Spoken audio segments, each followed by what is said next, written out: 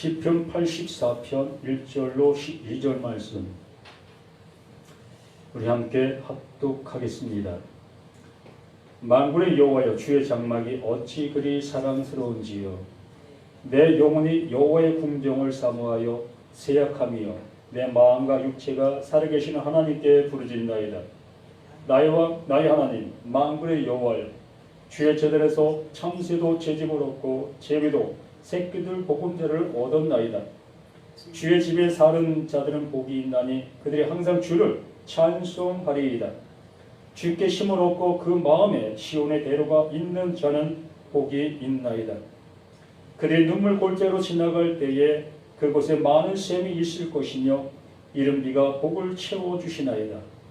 그들은 힘을 얻고 더 얻어 나아가 시온에서 하나님 앞에 각기 나타나리이다.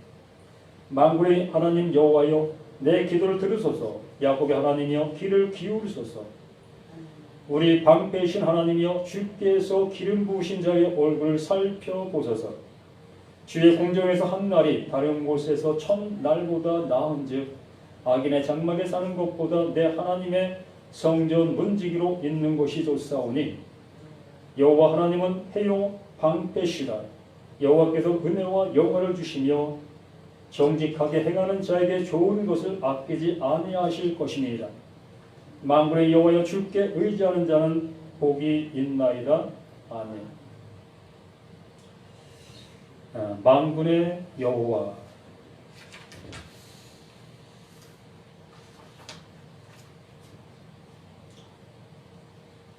우리가 하나님, 이 하나님이라는 이 하나님을 우리는 유일신, 하나밖에 없으신 신, 그 하나님으로 우리가 믿고 있습니다. 이 성경에서 그 하나님을 이렇게 만군의 여호와라는 그런 호칭을 사용하고 있음을 봅니다. 그래서 하나님의 이름이 수없이 많은 모습으로 불려지고 있는 모습을 보게 됩니다. 그래서 우리가 알고 있는 이 하나님에 대해서 우리는 어떻게 고백하고 있는가, 나는 어떻게 이 하나님을 알고 있는가가 나의 신앙, 나의 모습이라고 말씀을 드렸던 적이 있습니다. 근데 이 하나님, 우리가 잘 알고 있는 이 하나님에 대해서 우리는 얼마나 알고 있는가라는 겁니다. 이 대한민국에서 이 하나님이라는 이 호칭을 사용하고 있습니다.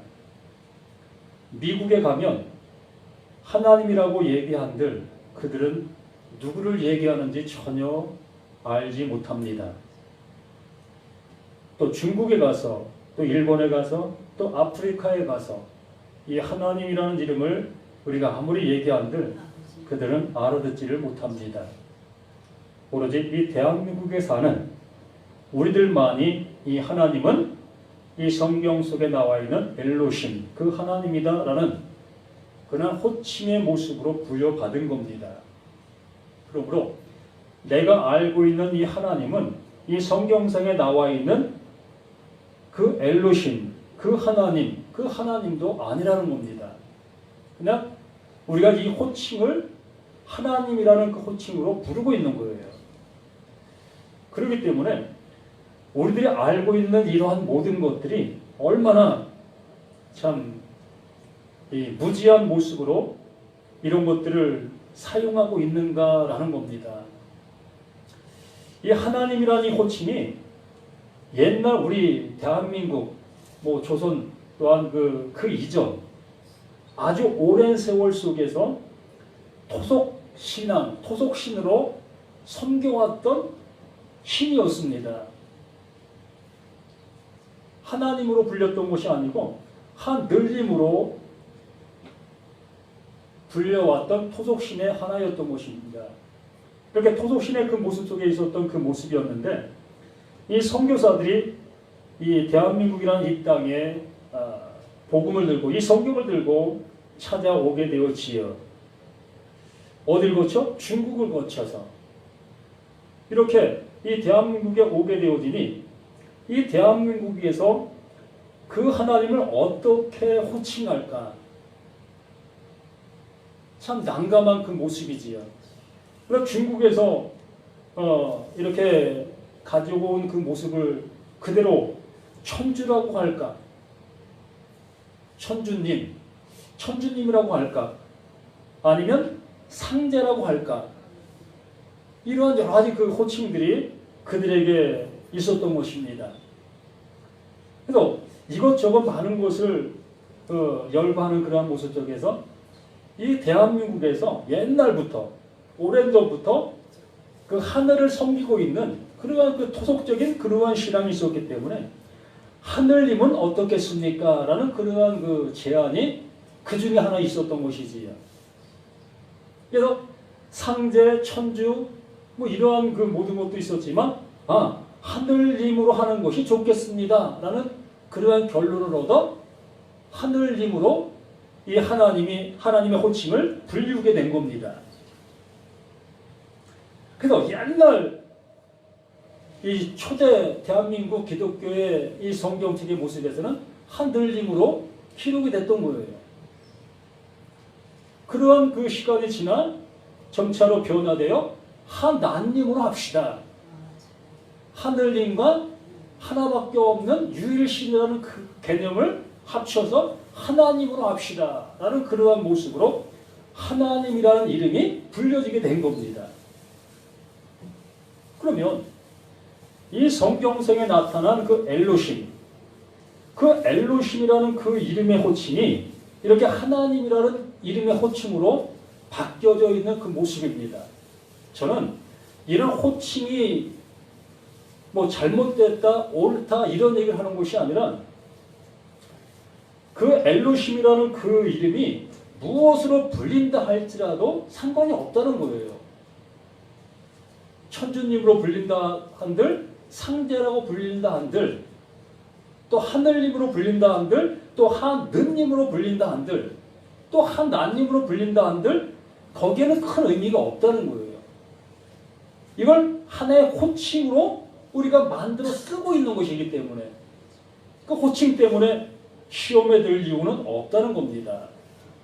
그래서 우리가 알고 있는 이 하나님, 이걸 변형시킬 수는 없어요. 이제는 더 이상.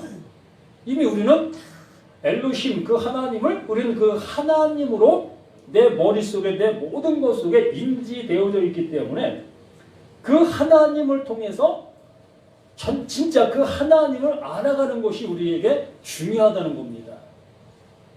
그래서 이게 만군의 하나님이다라는, 만군의 여호와다라는 그 표현을 우리에게 붙여지고 있지요.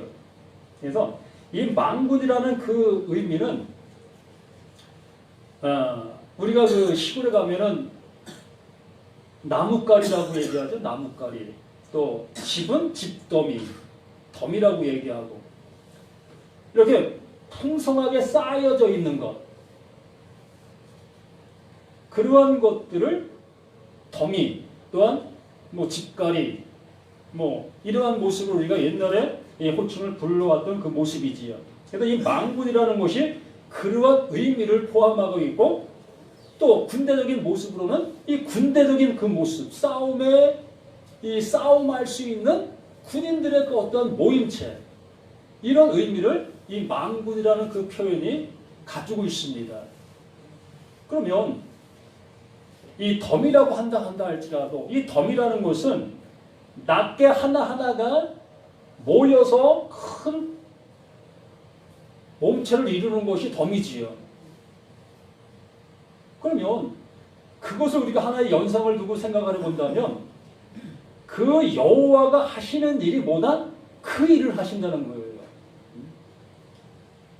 한 영혼들을 그 하나님의 나라에 임할 수 있는 그 모습, 전쟁에 능하신 여호와, 이런 말씀을 하잖아요. 근데 전쟁을 왜 하시겠습니까?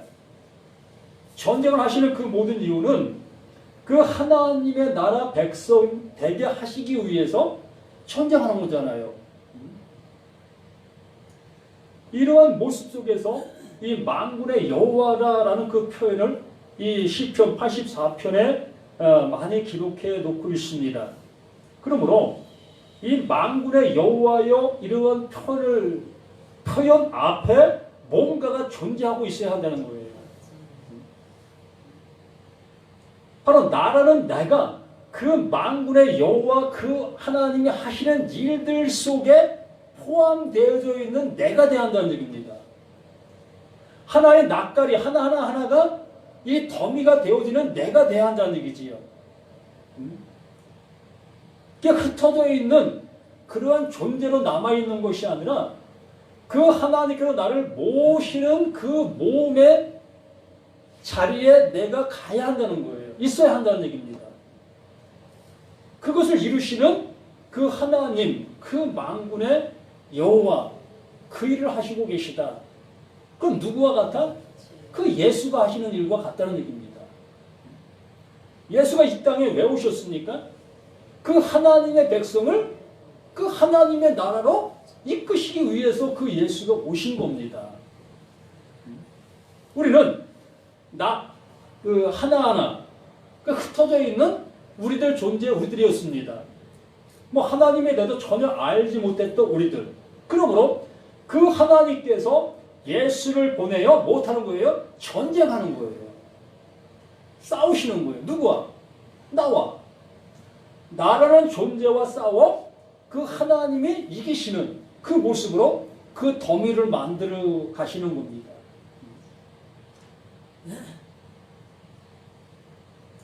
그래서 만군의 여호와의 주의 장막이 어찌 그리 사랑스러운지요. 그 하나님이 이 일을 이루시는 그 모습인데 그 모습을 보니 너무나 아름답다는 겁니다. 나 자신은 나가 이 낱개로 존재하고 있었던 그 모습 속에 우리의 모습으로 뭉쳐진 그 모습을 볼 때에 참으로 기쁨이 넘치는 그 모습이 될 수 있다는 얘기지요. 이것을 우리가 이 교회적인 모습 속에서 그냥 우리가 보여지는 대로 한번 생각해 본다면 정말 이 개척을 했습니다. 그래서 한두 명이 모여서 이렇게 예배를 드립니다. 이것이 시간 지나가면서 10명, 100명, 1000명, 10,000명 이렇게 모이는 걸 볼 때에 그것을 보는 또 목회자와 그 교회 다니는 그 한 사람 한 사람들이 어떤 마음을 듣겠습니까? 그럼 기뻐하고 즐겁겠지요.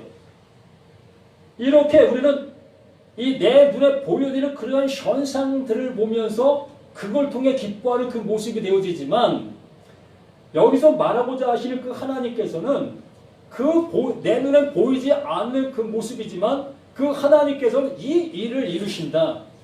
너희들이 너희 눈에 보여지는 그러한 환경들, 그러한 모습을 보고 기뻐하는 것처럼 나는 그 일을 그 보이지 않는 그 세계 속에서 지금 이루고 있다.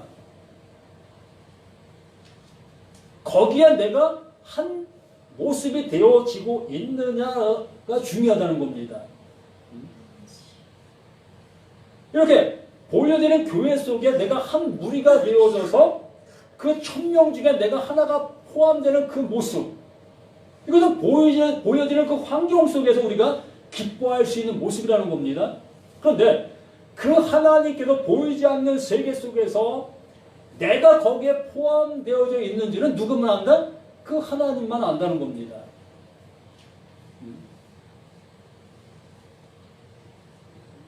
그러니까 만군의 여호와 주의 장막이 어찌 그리 사랑스러운지요. 이러한 우리들의 모습이 그 안에 있어야 될 그 모습이라는 얘기입니다. 그래서 히브리서 9장 23절 말씀에서 의미심장한 말씀을 해주십니다. 그러므로 하늘에 있는 것들의 모형은 히브리서 9장 23절 말씀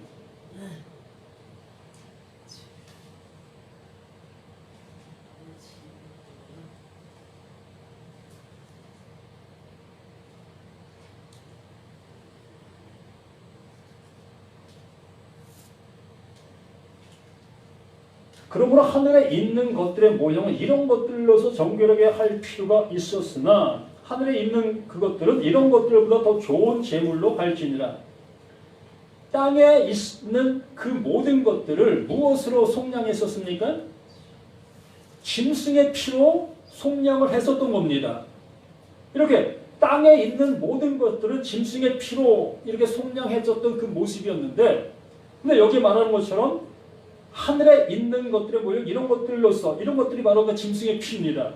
짐승의 피로 했었는데, 하늘에 있는 그것들은 이런 것들보다 더 좋은 제물로 할지니라. 그럼 하늘에 있는 것들은 이것들보다 더 좋은 제물로 할 것이다 라고 말하고 있습니다. 그러면 하늘에 있는 것을 알아야 이 말씀을 알 수 있는 거 아니겠습니까?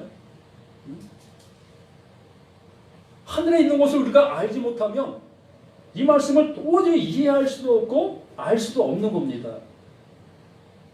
세상적인 지식으로는 이 말씀을 풀어낼 수가 없어요. 그렇기 때문에 그 진리의 성령이 이 말씀을 깨닫게 해주시고 알게 해주셔야 비로소 이걸 알 수 있다는 얘기입니다. 그러면 하늘에 있는 것들, 그 예수님께서 하늘에 계신 그 모습 속에서 우리 가운데 오셨다고 했습니다. 그 예수가 하늘의 것을 가지고 우리 가운데 오셨어요. 그러면 하늘에 있는 것을 가지고 오신 그 예수가 누구에게인가 그 하늘에 있는 것을 넣어주십니다. 예? 하늘에 있는 것을 넣어주심으로 인해서 땅에 있었던 그가 하늘의 것을 받게 되어졌을 때에 그가 곧 하늘에 있는 것이 되는 겁니다. 그게 하늘의 것이 되는 거예요. 우리가 일상생활 속에서도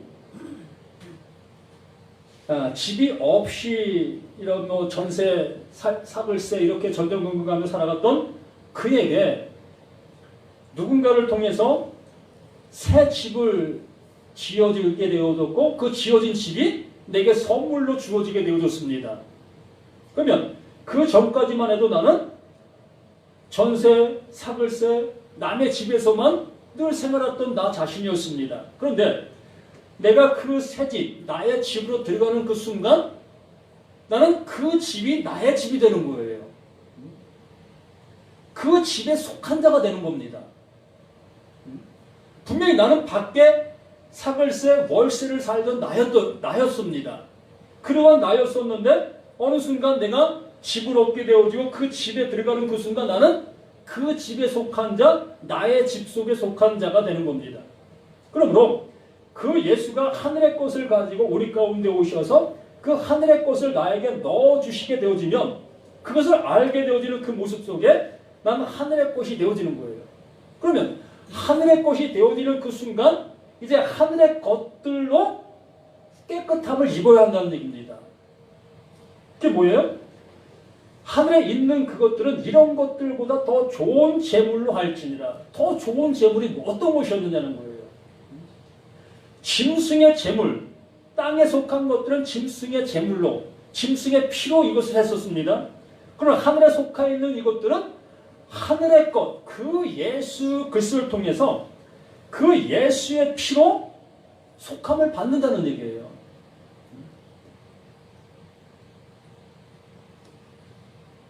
그러면서 24절 그리스도께서는 참것의 그림자의 손으로 만든 성소에 들어가지 아니하시고 바로 그 하늘에 들어가서 이제 우리를 위하여 하나님 앞에 나타나신다. 그 예수는 우리가 지어놓은 이러한 건물 안에 계시는 것이 아니라는 겁니다. 우리가 늘 그러잖아요. 교회 오면은 예수님이 당신 옆에 계십니다. 또 이 교회 안에 있습니다. 보이진 아니하시지만 이렇게 이곳에 있습니다. 이렇게 우리는 늘상 얘기했고 또 그렇게 알고 있고. 근데 여기 말씀해 주시는 것은 손으로 지은 것 어느 곳에도 그 예수는 없다. 하나님은 안 계시다라고 말씀하고 있습니다. 이 말씀을 어떻게 우리가 받아들일 수가 있겠느냐는 거예요.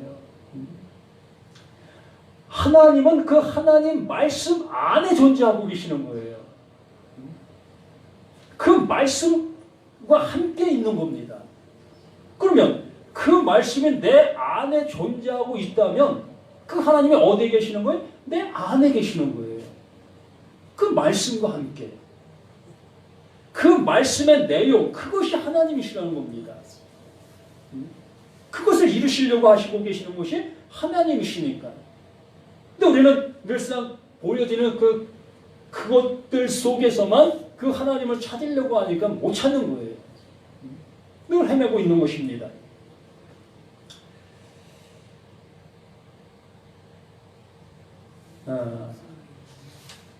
시편 84편 2절 말씀에 내 영혼이 여호와의 궁정을 사모하여 새역하며 내 마음과 육체가 살아계신 하나님께 부르짖나이다. 나의 왕 나의 하나님 만군의 여호와여 주의 제단에서 참새도 제집을 얻고 제비도 새끼들 보금자리를 얻었나이다. 참 이 말씀이 어찌 보면은 너무나 귀하고 귀한데 여기 분명히 말씀해 주십니다. 나의 왕 나의 하나님 만군의 여호와여 라고 이렇게 부른 다음에 주의 제단에서는 거길 통해서는 뭔가 이루어져야 한다는 얘기예요. 나의 왕 만군의 여호와여 주의 제단에서는 참새도 제 집을 얻는다. 그 제단을 통해서 분명하게 뭔가 이루어져야 한다는 거예요. 성취가 되어야 한다는 얘기입니다. 그런데 이스라엘 백성들 그들의 모든 모습을 통해서 우리가 확인하게 되어지는 것들은 그들 주의 제단을 통해서 제사하고 갖가지 그 모든 것을 행하는 그 모든 모습이었는데 그들은 계속해서 그 일을 반복해서 행하는 그 일들 속에서만 존재하고 있었던 거예요. 또다시 얘기하면 지금과 같이 이러한 교회의 형태의 모습 속에서 똑같이 계속 반복적인 그 행위를 행해야만 어떠한 그 조금이나마 만족함을 갖게 되어지고 또 이루어진 것처럼 느껴지게 되어지고 또 지나고 나면 또 허전하고 또 그 날을 그리워하고 또 그 날을 향해서 가야 되는 우리들의 그 모습에서만 지금 존재하고 있는 겁니다. 그런데 여기 분명히 말하는 것처럼 주의 제단에서 참새도 제 집을 얻고 그 집을 얻었으면 어떻게 되는 거예요? 완성된 거잖아요. 그 제단을 통해서 이루어진 그 은혜가 내게 주어지게 되어지면 이제 더 이상 그 일을 반복할 이유가 없게 되는 거잖아요. 완성되었으니까. 우리가 밥 식탁을 받았을 때에 그 식탁을 통해서 밥을 먹게 되어지면 이제 내 배가 채워지게 되어지잖아요. 그러면 채워진 그 모습에 또다시 밥상 차리라고 하고 또 밥 먹습니까? 아니잖아요. 그 먹은 것으로 족한 거잖아요. 이렇게 돼야 한다는 얘기입니다. 하나님의 말씀이 내 안에 들어오게 되어지면 그 말씀이 이루어지는 그 이룬 바가 되어짐으로 더 이상 다른 어떠한 것을 요구할 이유가 없어지게 된다는 얘기입니다. 또 제비도 새끼들 보금자를 얻었나이다.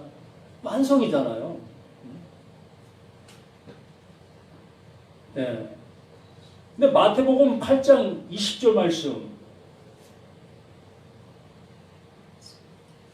마태복음 8장 20절 말씀.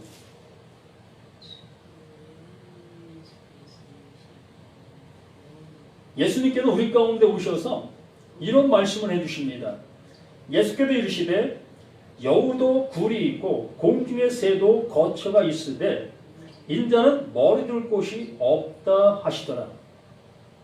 이 말씀과 시편 84편 3절 말씀과 이렇게 견져보게 되어지면 무엇을 느낄 수가 있겠습니까?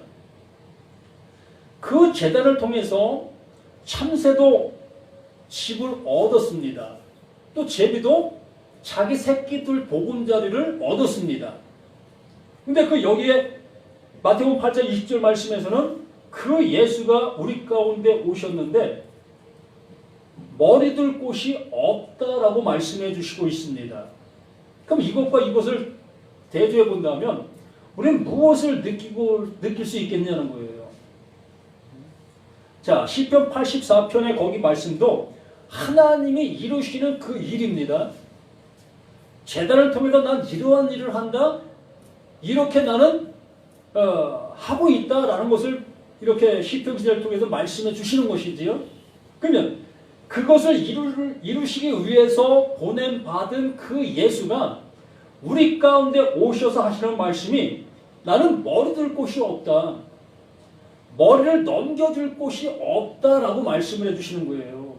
그 제단을 통해서 이루어질 그 일을 성취할 곳이 없다. 이게 무슨 얘기겠습니까? 어마어마한 말씀 아닙니까? 여기 이렇게 말씀해 주나요? 여우도 굴이 있다.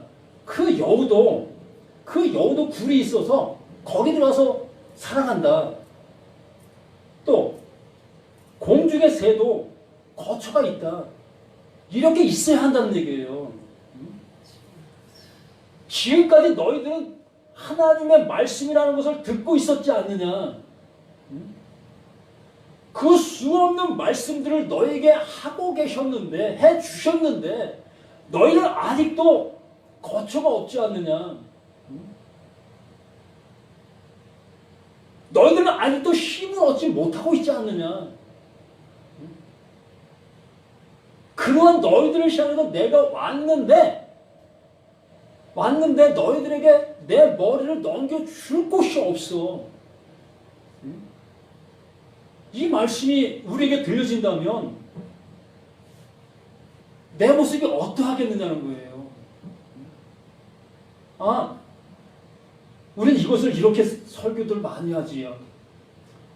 여우도 굴이 있고 공중에 새도 거처가 있는데 당신들은 이 예배당 이렇게 새 내는 이런 건물로 남아 있어야 됩니까? 우리 집 집시다.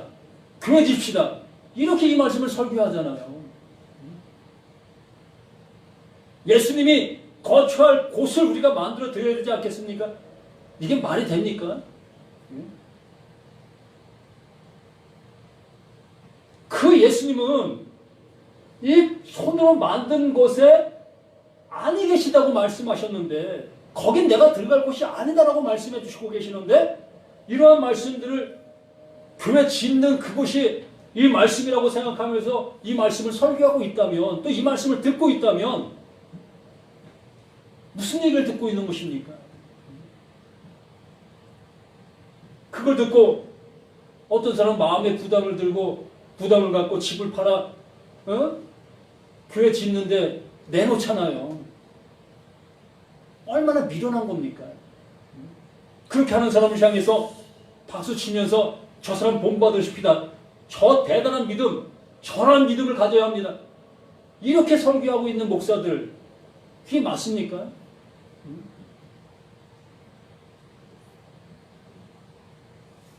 이렇게 우리는 하나님의 말씀을 전하면서 또한 들으면서도 터무니없는 모습으로 이 말씀을 받아들이고 그것이 맞다 여기고 있다는 얘기입니다. 여기 분명히 말하고 있는 것은 여우도 굴이 있고 공중의 새도 거처가 있다. 너는 지금 어떠냐? 너희는 어떠냐는 거예요. 그 예수 앞에 있는 모든 사람들 너희들은 지금 어떠냐? 거처 있느냐? 집이 있느냐? 이걸 묻고 계시는 겁니다. 내가 살고 있는 집 말고 그 영원한 말씀이 내 안에서 정말 둥지를 틀었느냐는 겁니다. 내가 그 하나님께서 나를 더미로 만들려고 하시는데 그 더미 안에 있는 내가 되어졌느냐는 거예요. 만군의 여호와의 그 참뜻을 내 안에 간직하고 있느냐는 거예요.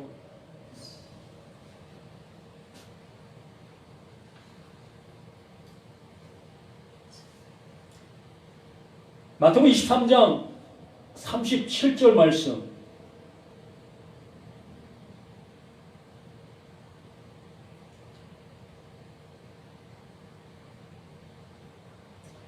예루살렘아 예루살렘아 선지자들을 죽이고 내게 파송된 자들을 돌로 치는 자여 암탉이 그 새끼를 날개 아래 모음같이 내가 내 자녀를 모으려 한 일이 몇 번이더냐. 그러나 너희가 원하지 아니하였도다. 그 하나님께서는 수없이 나를 그 제자를 통해서 완성시켜 주시려고 계속 말씀을 해 주셨습니다. 수많은 선지자를 통해서도 그 일을 이루시기 위해서 말씀을 해 주셨고, 이렇게 수없이 말씀해 주셨지만 우리는 그 말씀을 그 하나님께서 나를 향해서 이루시는 그 은혜의 말씀으로 알지를 못했고, 그냥 나는 그 말씀을 실천에 옮기는 행동의 말씀으로만 듣고 그 일을 행하고 있었던 겁니다. 짐승 잡아오라니까 내가 보기에 가장 좋은 짐승들을 잡아 그 하나님 앞에 드리는 그 일들을 해봤었고, 또 하나님 앞에 헌금하라니까 가장 좋은 것을 그 하나님 앞에 헌금하는 그 일들만을 일삼고 있었던 거예요. 그 말씀이 내 안에서 이루어지게 하시려고 하시고 계시는 그 하나님이신데, 그 하나님이 나와 싸워서 내 것을 다 몰아내고 그 하나님의 것을 넣어주시려고 하시는데, 나는 내 것을 그대로 남겨두고 하나님 것 그거 좋은 거죠. 그거 좋은 거 내가 그 하나님 앞에 내 것을 그 하나님과 비슷한 분을 내가 드릴게요. 그 일을 하고 있는 게 우리의 모습인 거예요.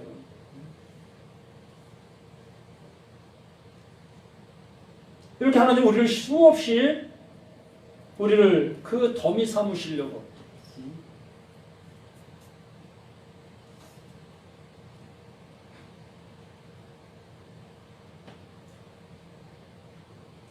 시편 84편 4절 말씀, 주의 집에 사는 자들은 복이 있나. 주의 집에 사는 자는 복이 있는 거예요. 완성되어진 자니까. 그 제자를 통해서 집을 얻었잖아요. 새끼들 보금자리를 얻었잖아요. 얻은 자는 당연히 주의 집에 사는 자들 복이 있나니 그들이 항상 주를 찬송하리. 그 삶 자체가, 그 안에 있는 그 자체가 뭐다? 찬송이라는 얘기입니다.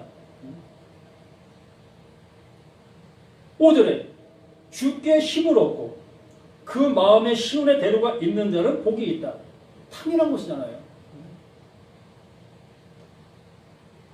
고린도 후서 12장 9절 말씀,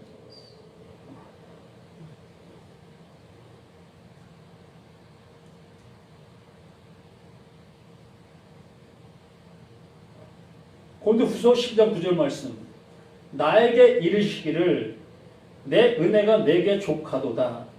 이는 내 능력이 약한 데서 온전하여짐이라 하시니라. 그러므로 도리어 크게 기뻐함으로 나의 여러 약한 것들에 대하여 자랑하리니 이는 그리스도의 능력이 내게 머물게 하려 함이라. 이 바울이 참 강한 사람이었습니다.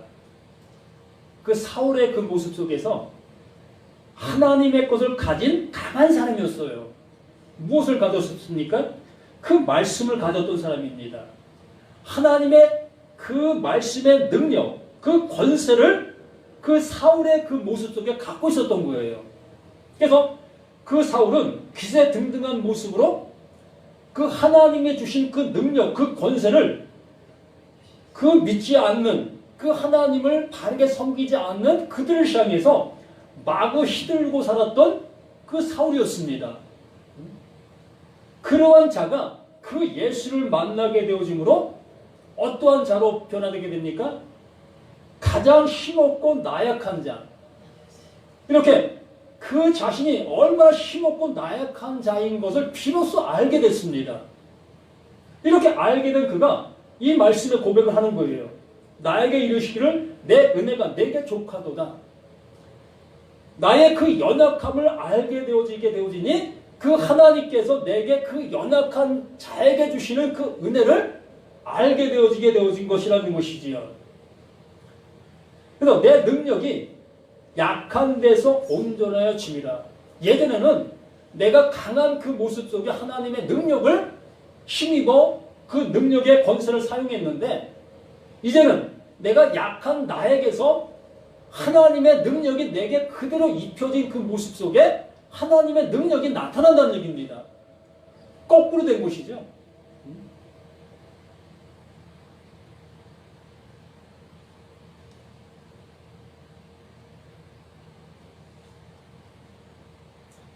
근데 빌보서 4장 13절 말씀이 내게 능력 주신 자 안에서 내가 모든 것을 할 수 있느니라. 아멘. 이 말씀을 우리는 잘못된 모습으로 받아들이고 있는 것들이 너무나 많이 있겠지요. 내게 능력 주시는 자, 바로 바울은 내가 연약함 속에 있을 때에 그 연약함 속에 그 하나님의 강하심이 내 안에 올 수 있다고 얘기하고 있었습니다. 그러므로 그 능력이 내게 입혀지게 되어졌을 때에 그 예수 안에서 모든 것을 할 수 있다라고 얘기하는 겁니다. 그 하나님의 나라, 영원한 것들을 비로소 전할 수 있고 알릴 수 있는 자가 됐다는 거예요. 그것을 모르고 있었던 그 모습 속에서는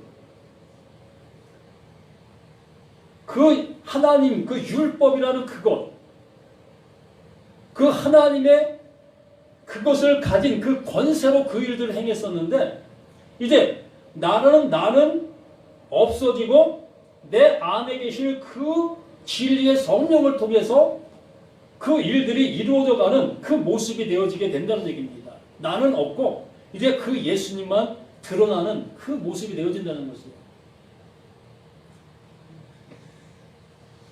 시편 84편 6절 말씀에 그들이 눈물 골짜기로 지나갈 때에 그곳에 많은 샘이 있을 것이며 이른 비가 복을 채워주시나이다.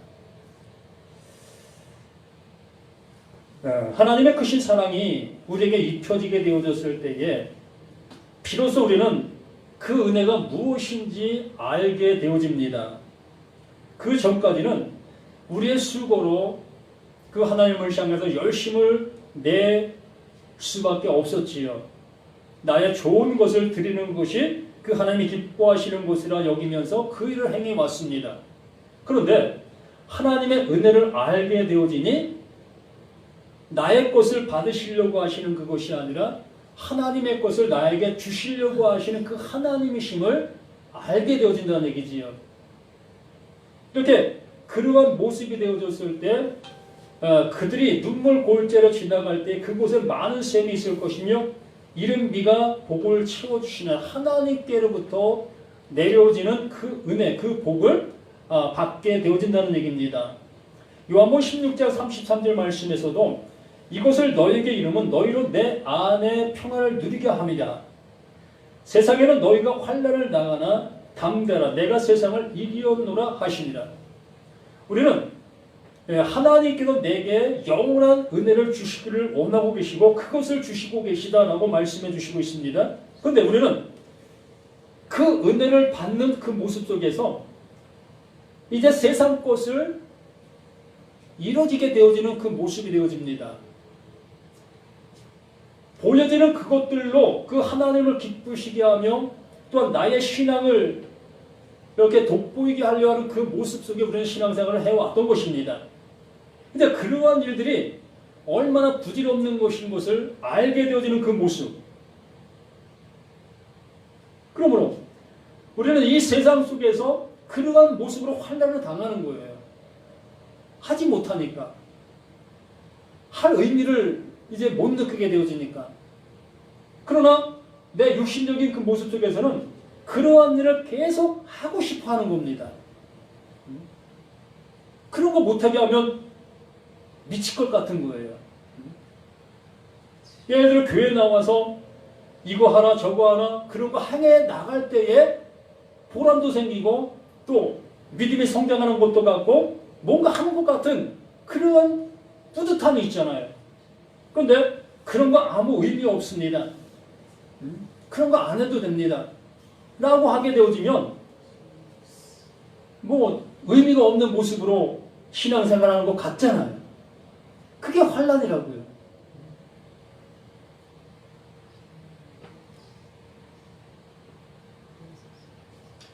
로마서 5장 3절 말씀에 다만 이뿐 아니라 우리가 환난 중에도 즐거워하나니 이는 환난은 인내를, 인내는 연단을, 연단은 소망을 이루는 줄 알미로다.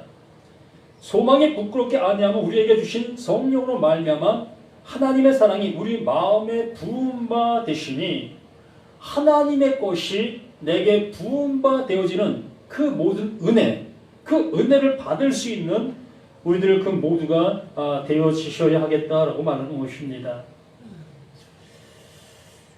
시편 84편 7절마다 그들은 힘을 얻고 더 얻어 나아가 시온에서 하나님 앞에 각기 나타나리라. 은혜를 받게 되어지면, 은혜를 알게 되어지면 모든 말씀이 어떠한 말씀인 것을 우리는 알게 되어지는 그 모습이 되어진다라는 얘기입니다. 그리고 8절에 만군의 하나님 여호와여 내 기도를 들으소서, 야곱의 하나님이여 귀를 기울소서. 우리 방패신 하나님이여 주께서 기름 부으신 자의 얼굴을 살피소서. 주의 궁정에서 한 날이 다른 곳에서 첫날보다 나은즉 악인의 장막에 사는 것보다 내 하나님의 성전 문지기로 있는 것이 좋사오니. 이러한 말씀들을 우리는 이 말씀이 주시고자 하시는 그 말씀으로 받아들이게 되어진다면 얼마나 좋겠습니까?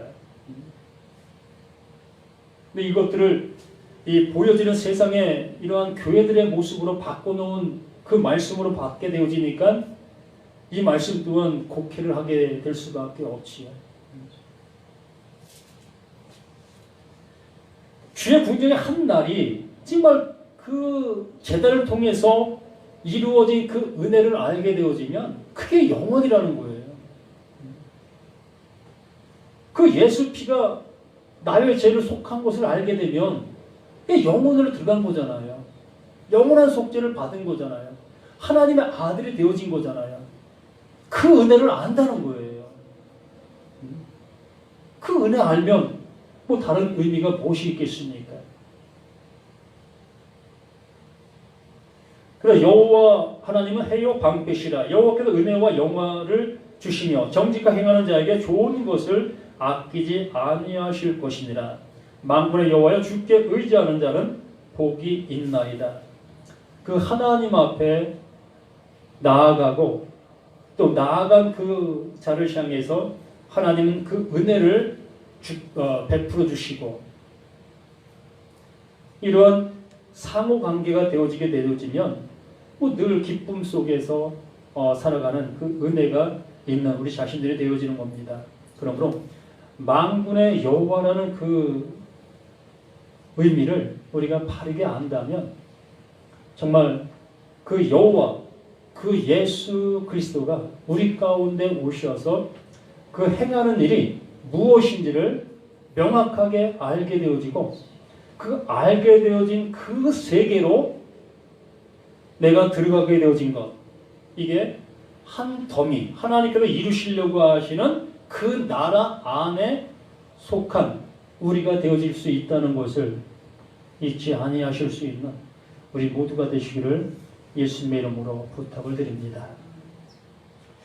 아버지 하나님, 아버지가 주시고자 하시는 그 영원한 것, 그 영생이 우리 안에 정말 하나님이 주신 선물로 존재하는 그 은혜가 있게 하여 주시옵소서. 우리가 쟁취하려는 그 모습이 아니라 어제 하나님이 주시는 그 선물로 받을 수 있는 우리 모두가 되어질 수 있도록 도와주시옵소서. 내가 건강한 자라면, 내가 힘이 있는 자라면 그 하나님과는 아무 상관이 없는 나로 살아갈 수밖에 없습니다. 바로 내가 죄인 중에 계수요, 또 이 세상의 어떠한 것으로도 치료받을 수 없는 아버지 병자 중에 병자인 나인 것이 드러날 수 있는 그 모습이 되어질 때 하나님의 그 치료하심과 또 긍휼 주심의 은혜를 입을 수 있는 우리 모두가 되어지는 것을 알게 하여 주옵소서. 이 시간도 영원한 은혜를 주시고 영원한 생명을 주시는 예수 그리스도 이름으로 기도드립니다. 아멘.